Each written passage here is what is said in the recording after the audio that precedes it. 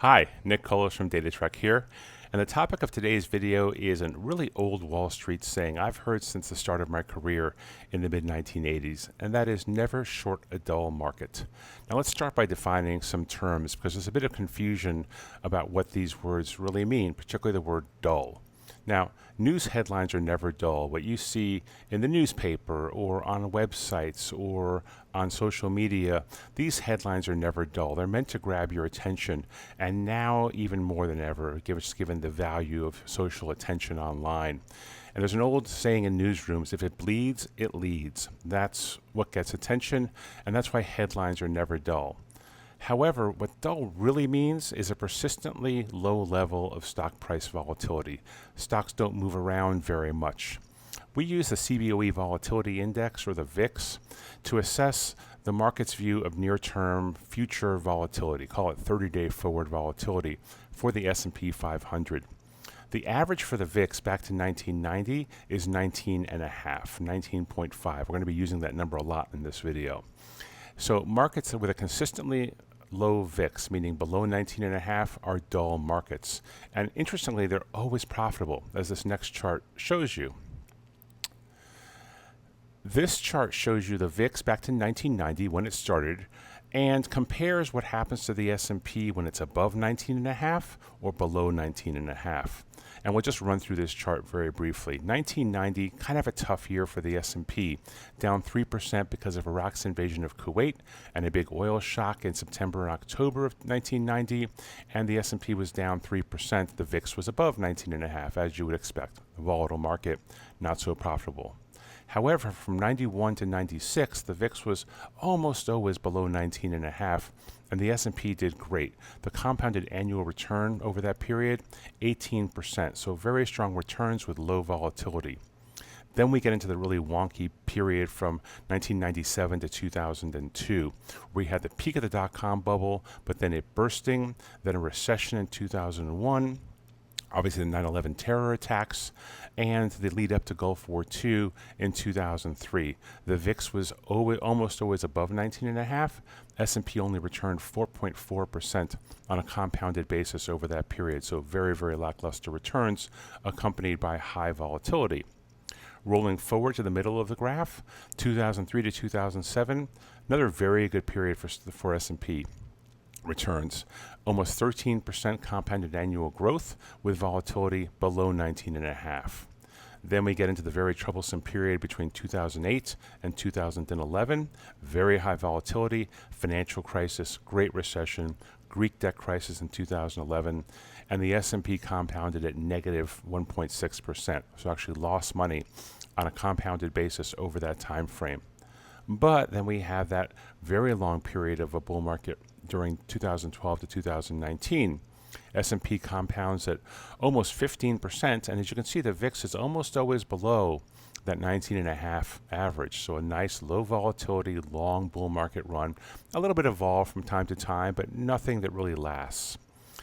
Then we get to the final part of the graph, which shows you 2020 to 22, with S&P returns of just 7.5% compounded over that period, and very high volatility. Yes, 20 and 21 strong returns. 22 was one of the worst years for the S&P since the Great Depression. And so we get very low returns. And then the last part, the current bull market in 23 and 24, strong returns, 25, 26% compounded returns over those 2 years, and volatility quite low. So what does this really tell us? And I think there's 6 characteristics of what we're calling a dull market that have these periods of low volatility have in common. The first and most important one, stable U.S. economic growth. The U.S. economy grows through all these periods, no recessions. Secondly, we have generally predictable and stable Fed monetary policy. There are a few exceptions, like 1994, where the Fed raised rates and the markets got a little bit wobbly, but still a good year, still a positive year at least. And so it's really important to have understandable, transparent Fed policy in order to give a backdrop for further economic growth. Third, there's no problems in the U.S. or global financial system. That goes without saying. The banks are running okay, capital is available, there's no crisis. Fourth is growth in corporate earnings. Through most of these periods, corporate earnings are growing quite reliably, and the markets obviously like that stability.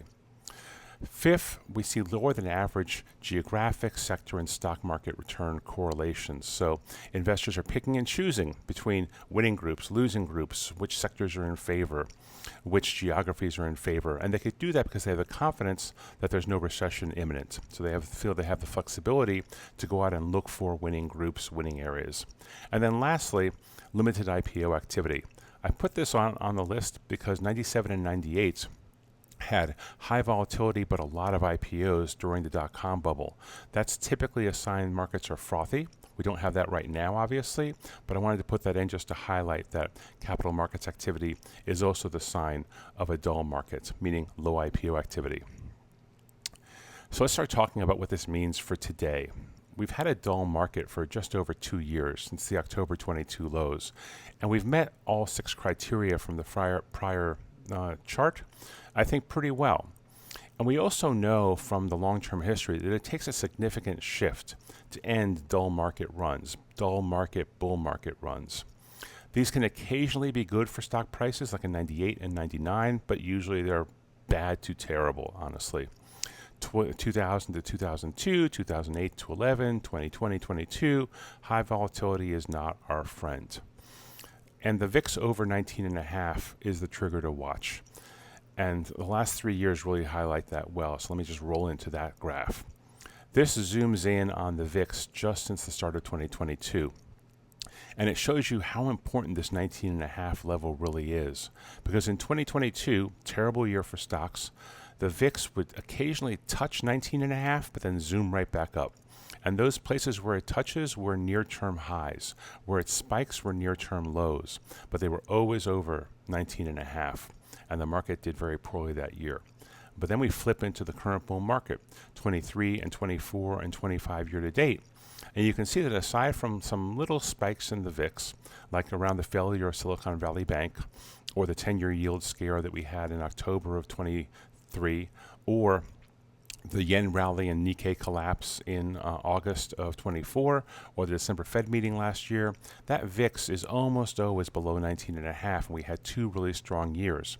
And so far we've rolled into 2025 with the same basic structure, a low VIX and okay returns. S&P's up 2% as of when I'm doing this video. And so we're still in a low volatility regime. So let's just wrap up now and talk about whether or not we're shifting into a not dull market. I don't want to call it exciting because losing money is never exciting, but let's just call it a not dull market, a more volatile market. The most important thing I want you to take away from this video is that price volatility is a really important market signal about macro uncertainty. Periods of below average vol can go on for years, and these are bull markets, even if volatility occasionally spikes. But markets are clearly growing worried about the combined effects of a bunch of different factors. Things like fiscal policy, labor market conditions, trends in inflation, tariff and trade war uncertainty, and obviously historically high equity valuations. So my bottom line about where the market goes, particularly over the back half of the first quarter, is that we're taking a wait-and-see attitude here at DataTrek and watching to see if the VIX can reliably hold below 19.5. If it does, I think we're okay. As we've seen from the historical data, there's long periods where the VIX stays below 19.5, may occasionally spike, but it always comes back down below that level, and that confirms the bull market. If we break higher and stay higher, like in the 22 scenario that I showed you, then obviously all bets are off and we've got to reconsider. So we're staying bullish for now, but this is the data point that we're watching to understand if we need to change our view. So with that, I hope you enjoyed the video and found it useful. If you did, please hit like and subscribe. And you can also always check out our work at datatrekresearch.com and sign up for a 2-week free trial. With that, thanks so much for watching. Have a great day, and we'll see you soon. Bye.